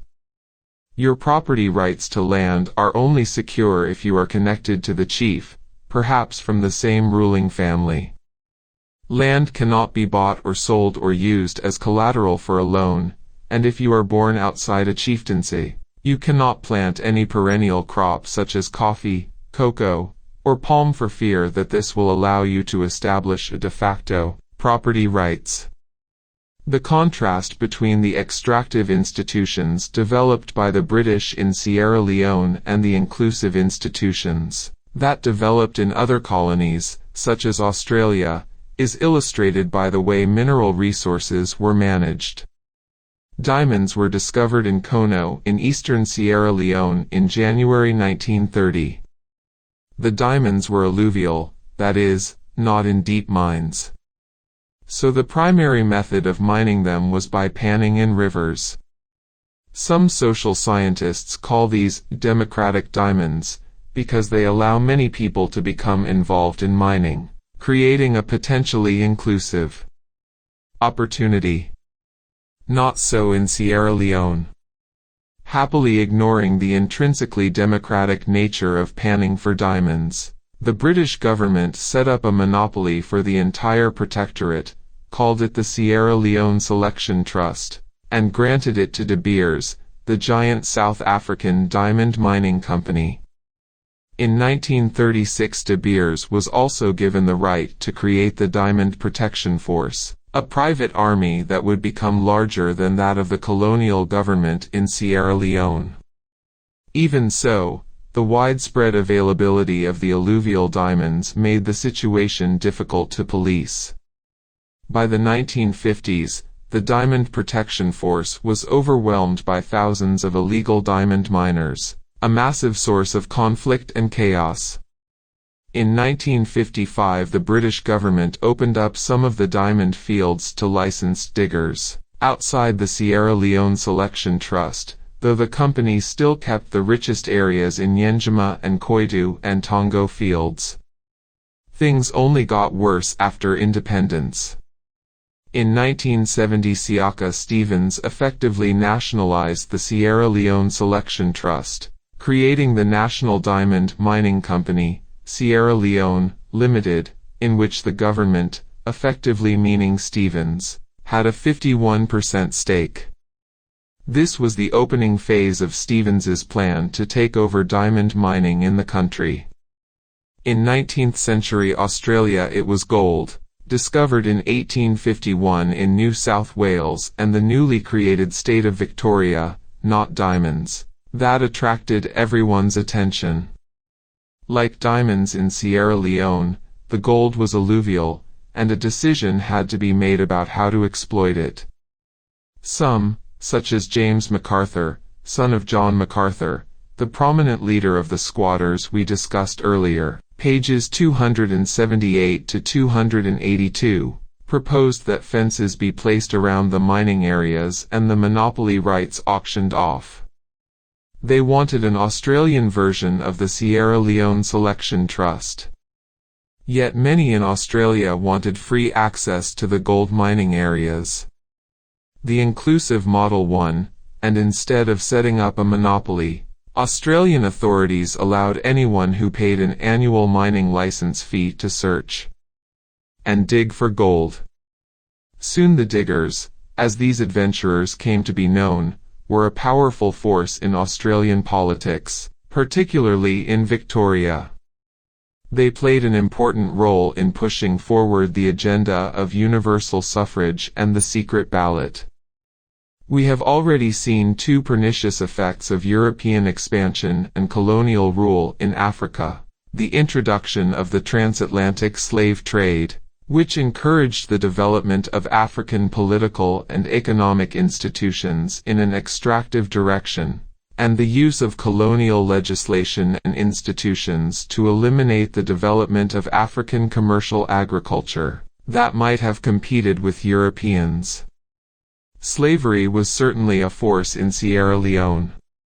At the time of colonization, there was no strong centralized state in the interior, just many small, mutually antagonistic kingdoms continually raiding one another and capturing one another's men and women. Slavery was endemic, with possibly 50% of the population working as slaves.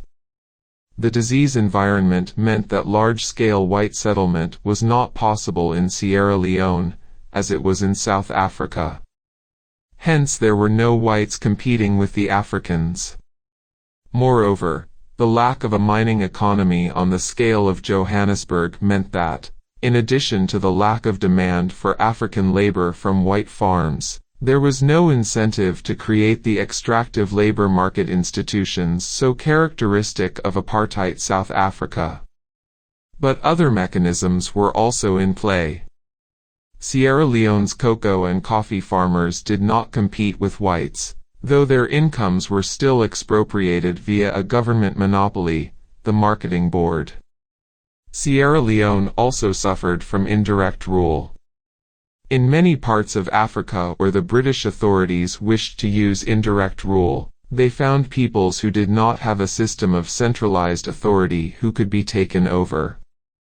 For example, in eastern Nigeria, the Igbo peoples had no chiefs when the British encountered them in the 19th century. The British then created chiefs, the warrant chiefs.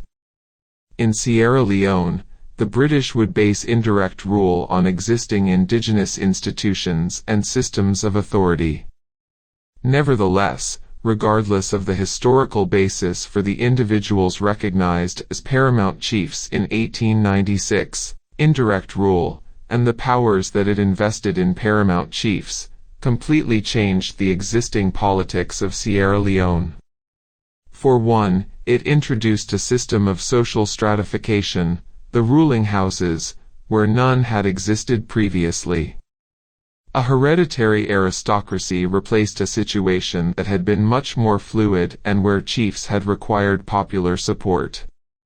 Instead, what emerged was a rigid system with chiefs holding office for life, beholden to their patrons in Freetown or Britain, and far less accountable to the people they ruled. The British were happy to subvert the institutions in other ways, too, for example, by replacing legitimate chiefs with people who were more cooperative. Indeed, the Margai family, which supplied the first two prime ministers of independent Sierra Leone, came to power in the Lower Banta chieftaincy by siding with the British in the Hutt tax rebellion against the reigning chief, Nyama.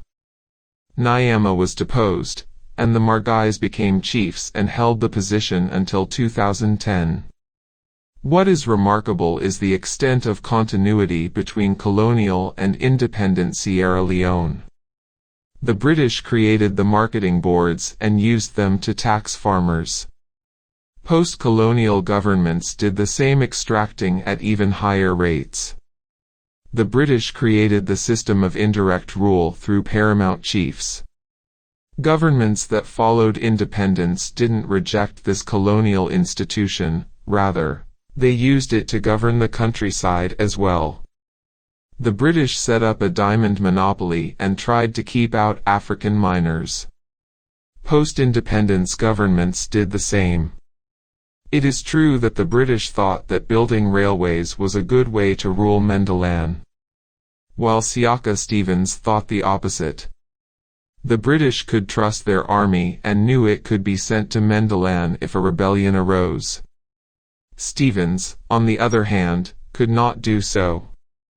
As in many other African nations, a strong army would have become a threat to Stevens's rule.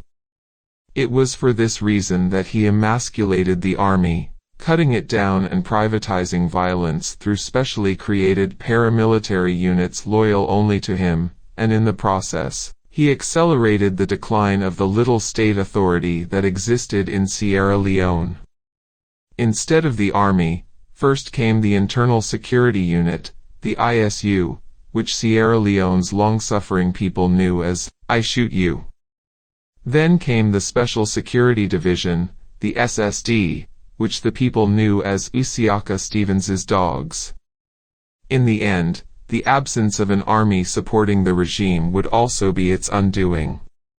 It was a group of only 30 soldiers, led by Captain Valentine Strasser, that pitched the APC regime from power on April 29, 1992.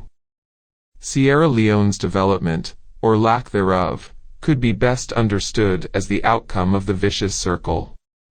British colonial authorities built extractive institutions in the first place, and the post-independence African politicians were only too happy to take up the baton for themselves. The pattern was eerily similar all over sub-Saharan Africa. There were similar hopes for post-independence Ghana, Kenya, Zambia, and many other African countries. Yet in all these cases, extractive institutions were recreated in a pattern predicted by the vicious circle, only they became more vicious as time went by. In all these countries, for example, the British creation of marketing boards and indirect rule were sustained. There are natural reasons for this vicious circle. Extractive political institutions lead to extractive economic institutions, which enrich a few at the expense of many. Those who benefit from extractive institutions thus have the resources to build their private armies and mercenaries to buy their judges, and to rig their elections in order to remain in power. They also have every interest in defending the system. Therefore, extractive economic institutions create the platform for extractive political institutions to persist. Power is valuable in regimes with extractive political institutions, because power is unchecked and brings economic riches. Extractive political institutions also provide no checks against abuses of power. Whether power corrupts is debatable, but Lord Acton was certainly right when he argued that absolute power corrupts absolutely. We saw in the previous chapter that even when Franklin Roosevelt wished to use his presidential powers in a way that he thought would be beneficial for the society, unencumbered by constraints imposed by the Supreme Court, the inclusive U.S. political institutions prevented him from setting aside the constraints on his power.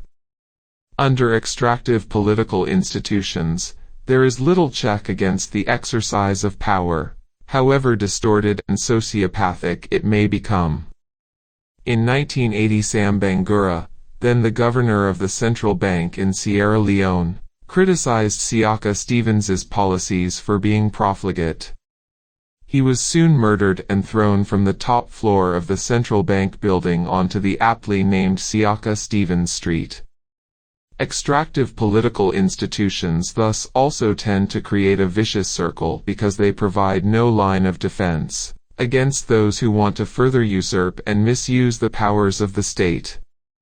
Yet another mechanism for the vicious circle is that extractive institutions, by creating unconstrained power and great income inequality, increase the potential stakes of the political game. Because whoever controls the state becomes the beneficiary of this excessive power and the wealth that it generates. Extractive institutions create incentives for infighting in order to control power and its benefits, a dynamic that we saw played out in Maya city-states and in ancient Rome. In this light, it is no surprise that the extractive institutions that many African countries inherited from the colonial powers sowed the seeds of power struggles and civil wars. These struggles would be very different conflicts from the English Civil War and the Glorious Revolution. They would not be fought to change political institutions, introduce constraints on the exercise of power, or create pluralism, but to capture power and enrich one group at the expense of the rest.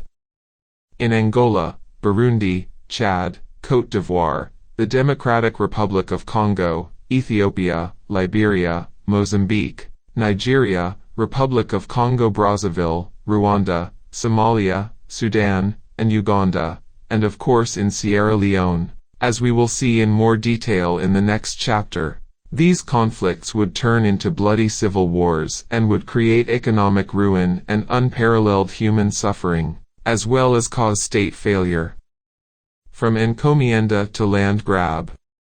On January 14, 1993, Ramiro de Leon Carpio was sworn in as the President of Guatemala. He named Richard Aitkenhead Castillo as his Minister of Finance, and Ricardo Castillo Sinibaldi as his Minister of Development.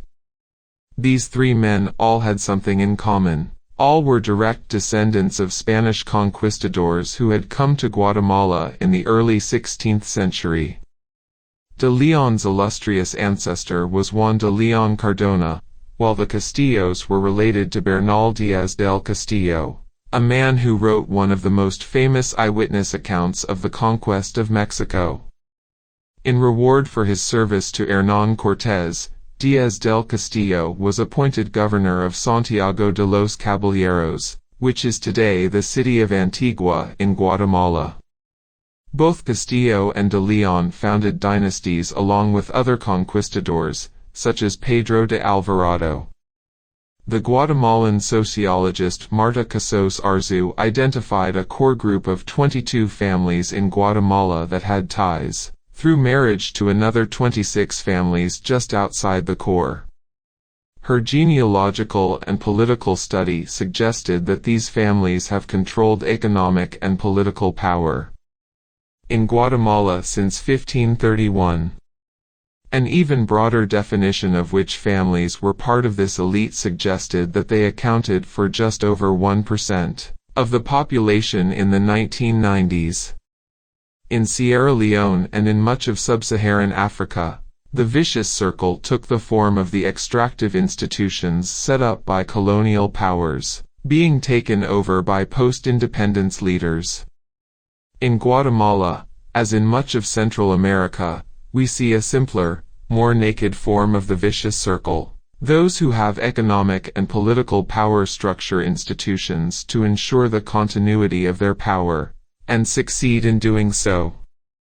This type of vicious circle leads to the persistence of extractive institutions and the persistence of the same elites in power together, with the persistence of underdevelopment. At the time of the conquest, Guatemala was densely settled, probably with a population of around 2 million Mayas. Disease and exploitation took a heavy toll as everywhere else in the Americas. It was not until the 1920s that its total population returned to this level. As elsewhere in the Spanish Empire, the indigenous people were allocated to conquistadors in grants of encomienda.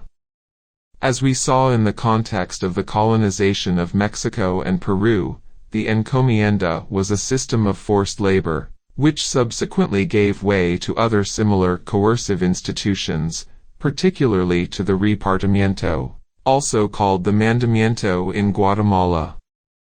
The elite, made up of the descendants of the conquistadors and some indigenous elements, not only benefited from the various forced labor systems but also controlled and monopolized trade through a merchant guild, called the Consulado de Comercio. Most of the population in Guatemala was high in the mountains and far from the coast. The high transportation costs reduced the extent of the export economy, and initially land was not very valuable. Much of it was still in the hands of indigenous peoples, who had large communal landholdings called ejidos. The remainder was largely unoccupied and notionally owned by the government. There was more money in controlling and taxing trade, such as it was, than in controlling the land.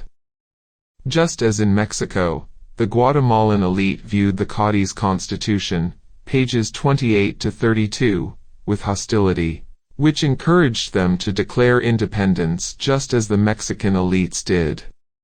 Following a brief union with Mexico and the Central American Federation, the colonial elite ruled Guatemala under the dictatorship of Rafael Carrera from 1839 to 1871.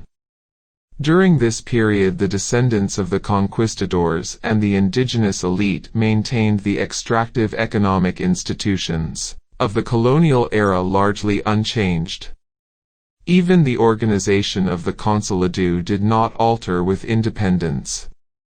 Though this was a royal institution, it happily continued under a republican government. Independence then was simply a coup by the pre-existing local elite, just as in Mexico. They carried on as usual with the extractive economic institutions from which they had benefited so much. Ironically enough, during this period the Consulado remained in charge of the economic development of the country. But as had been the case pre-independence, the Consulado had its own interests at heart, not those of the country. Part of its responsibility was for the development of infrastructure, such as ports and roads, but as in Austria-Hungary, Russia, and Sierra Leone, this often threatened creative destruction and could have destabilized the system. Therefore, the development of infrastructure, rather than being implemented, was often resisted. For example, the development of a port on the Sucatepeques coast, bordering the Pacific Ocean, was one of the proposed projects. At the time the only proper ports were on the Caribbean coast, and these were controlled by the Consulado. The Consulado did Nothing on the Pacific side because a port in that region would have provided a much easier outlet for goods from the highland towns of Mazatenango and Quetzaltenango, and access to a different market for these goods would have undermined the consulado's monopoly on foreign trade. The same logic applied to roads, where, again, the consulado had the responsibility for the entire country. Predictably, it also refused to build roads that would have strengthened competing groups or would have potentially undone its monopoly. Pressure to do so again came from western Guatemala and Quetzaltenango, in the Los Altos region. But if the road between Los Altos and the Sucatepeques coast had been improved, this could have created a merchant class, which would have been a competitor to the consulado merchants in the capital. The road did not get improved. As a result of this elite dominance, Guatemala was caught in a time warp in the middle of the 19th century, as the rest of the world was changing rapidly. But these changes would ultimately affect Guatemala. Transportation costs were falling due to technological innovations such as the steam train, the railways, and new, much faster types of ships. Moreover, the rising incomes of people in Western Europe and North America were creating a mass demand for many products that a country such as Guatemala could potentially produce. Early in the century, some indigo and then cochineal, both natural dyes, had been produced for export, but the more profitable opportunity would become coffee production. Guatemala had a lot of land suitable for coffee, and cultivation began to spread, without any assistance from the consulado. As the world price of coffee rose and international trade expanded, there were huge profits to be made, and the Guatemalan elite became interested in coffee. In 1871, the long-lasting regime of the dictator Carrera was finally overthrown by a group of people calling themselves liberals, after the worldwide movement of that name. What liberalism means has changed over time. But in the 19th century in the United States and Europe, it was similar to what is today called libertarianism, and it stood for freedom of individuals, limited government, and free trade. Things worked a little differently in Guatemala. Led initially by Miguel García Granados, and after 1873 by Justo Rufino Barrios, the Guatemalan liberals were, for the most part, not new men with liberal ideals. By and large, the same families remained in charge. They maintained extractive political institutions and implemented a huge reorganization of the economy to exploit coffee. They did abolish the consulado in 1871, but economic circumstances had changed. The focus of extractive economic institutions would now be the production and export of coffee. Coffee production needed land and labor. To create land for coffee farms, the liberals pushed through land privatization, in fact really a land grab in which they would be able to capture land previously held communally or by the government. Though their attempt was bitterly contested, given the highly extractive political institutions and the concentration of political power in Guatemala, the elite were ultimately victorious. Between 1871 and 1883, nearly 1 million acres of land, mostly indigenous communal land and frontier lands, passed into the hands of the elite, and it was only then that coffee developed rapidly. The aim was the formation of large estates. The privatized lands were auctioned off typically to members of the traditional elite or those connected with them. The coercive power of the liberal state was then used to help large landowners gain access to labor by adapting and intensifying various systems of forced labor. In November 1876, President Barrios wrote to all the governors of Guatemala noting that, because the country has extensive areas of land that it needs to exploit by cultivation using the multitude of workers who today Remain outside the movement of development of the nation's productive elements. You are to give all help to export agriculture. 1. From the Indian towns of your jurisdiction provide to the owners of fincas, farms, of that department who ask for labor the number of workers they need, be it 50 or 100. The repartimiento, the forced labor draft, had never been abolished after independence, but now it was increased in scope and duration. It was institutionalized in 1877 by Decree 177, which specified that employers could request and receive from the government up to 60 workers for 15 days of work, if the property was in the same department, and for 30 days if it was outside it. The request could be renewed if the employer so desired. These workers could be forcibly recruited unless they could demonstrate from their personal workbook that such service had recently been performed satisfactorily. All rural workers were also forced to carry a workbook, called a libreta, which included details of whom they were working for and a record of any debts. Many rural workers were indebted to their employers, and an indebted worker could not leave his current employer without permission. Decree 177 further stipulated that the only way to avoid being drafted into the repartimiento was to show you were currently in debt to an employer. Workers were trapped.